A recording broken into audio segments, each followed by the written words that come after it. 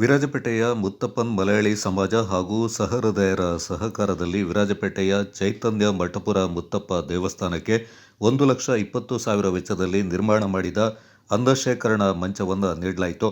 ಮಂಗಳವಾರ ದೇವಾಲಯದ ಆವರಣದಲ್ಲಿ ನಡೆದ ಸರಳ ಕಾರ್ಯಕ್ರಮದಲ್ಲಿ ಮುತ್ತಪ್ಪನ್ ಮಲಯಾಳಿ ಸಮಾಜದ ಅಧ್ಯಕ್ಷ ಪಿ.ಜಿ. ಸುಮೇಶ್ ಅವರು ಚೈತನ್ಯ ಮಠಪುರ ಮುತ್ತಪ್ಪ ದೇವಸ್ಥಾನದ ಅಧ್ಯಕ್ಷ ಟಿ.ಕೆ. ರಾಜನ್ ಅವರಿಗೆ ಅನ್ನಶೇಖರಣಾ ಮಂಚವನ್ನು ಹಸ್ತಾಂತರ ಮಾಡಿದರು.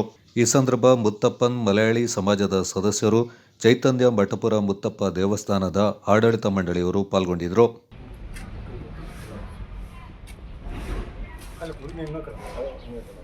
ಅಧ್ಯಕ್ಷರಾದ ಸುಮೇಶ್ ಅವರು, ನಾನು ಚೈತನ್ಯ ಮಠಪುರ ಅಧ್ಯಕ್ಷರಾದ ಟಿ.ಕೆ. ರಾಜನ್ ಅವರಿಗೆ ಅವರ ಟ್ರಸ್ಟಿ ಅವರಿಗೆ ಏನಿದೆ ಇದನ್ನು ಹಸ್ತಾಂತರಿಸಿ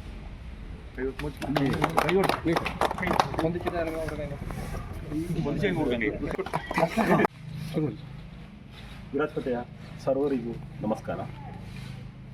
82ನೇ ವರ್ಷದ ಚೈತನ್ಯ ಮಠಪುರ ಮೀನ್ಪೇಟೆ ಮುತ್ತಪ್ಪ ತೆರೆ ಮಹೋತ್ಸವ ಇವತ್ತು ಆರಂಭಗೊಂಡಿದೆ. ಇದಕ್ಕೆ ಸರಾಸರಿ